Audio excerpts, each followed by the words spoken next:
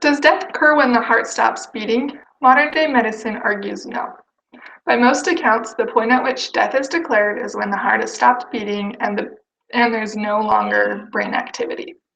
Through the development of CPR, a person can have no heartbeat but still live for several minutes while their brain is still receiving oxygen. As of 2013, King County and the Seattle, Washington area had the highest rate of cardiac survival in the world at about 63%. In comparison, other big cities like New York had survival rates only in the single digits. Why is there such a discrepancy? The county credits their high rates of CPR training by local residents. Cardiopulmonary resuscitation, or CPR, is the act of artificially pumping blood through the heart and the body. The intent is not to restart the heart like some people believe, but to delay tissue death, specifically in the brain, by keeping oxygenated blood circulating through the body. Although CPR efforts are not always successful, quick action by an onlooker can double or even triple a victim's chances of survival, yet only 32% of victims even receive CPR. The American Heart Association states that 70% of Americans feel unprepared for this kind of an emergency, and they wouldn't know what to do should someone near them suffer a cardiac emergency.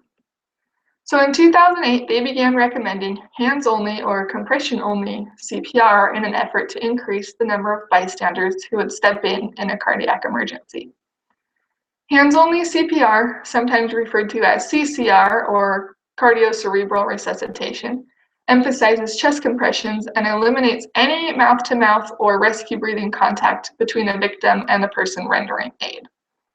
Because this newer version requires so little contact, everyone is encouraged to learn it so they are able to give aid in an emergency and save a life.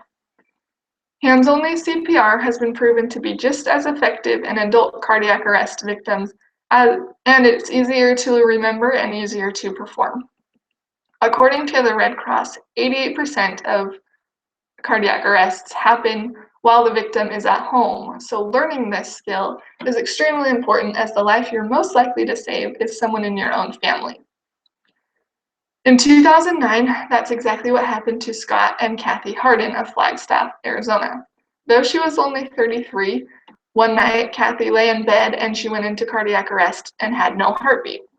For 18 minutes, she lay unresponsive as her husband Scott administered life-saving, hands-only CPR while he waited for EMS to arrive. Due to Scott's quick response and EMT training, he was able to start chest compressions immediately, which doctors say was crucial for Kathy's complete recovery. Hands-only CPR is easy to learn and to perform.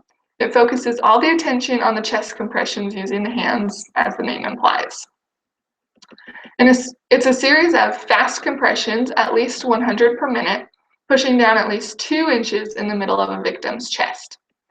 In an adult who was breathing normally up until the point of cardiac arrest, the blood already has enough oxygen to keep them and their organs, specifically their brain, alive and functioning for several more minutes.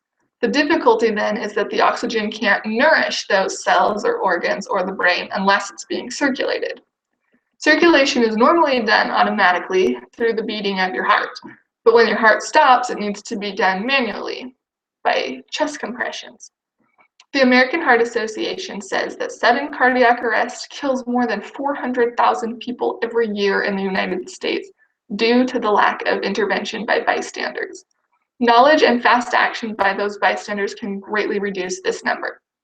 Research has shown that people are more likely to intervene and provide CPR efforts if they don't have to perform any mouth-to-mouth or rescue breathing. In a CNN interview with an emergency room physician, Dr. Benjamin Abella, he said, "The takeaway message is that it's easy for a bystander to radically improve the odds.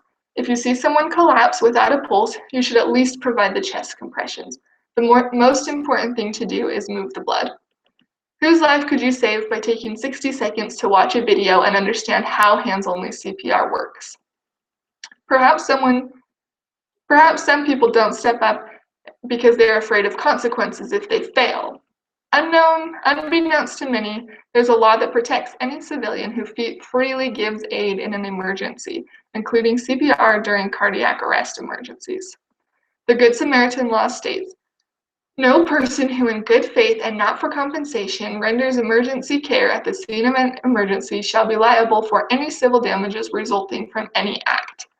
Basically, the law is saying that if you try to help someone within your reasonable knowledge or training, you can't be held responsible if they don't survive. Some states even have laws that require you to step in an emergency or face a monetary penalty. States like Vermont charge you at least $100 if you're capable of helping and you refuse.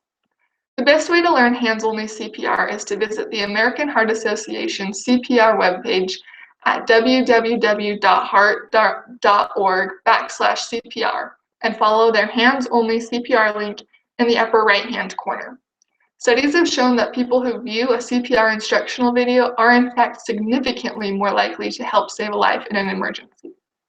When you finish listening to me here, take 60 seconds and visit heart.org and watch that video. Just by watching the video, you will be prepared to render aid should a cardiac emergency present itself. Remember that 88% of those emergencies happen while the victim is at home, which means you are significantly more likely to use CPR on your own family members than you are on a complete stranger.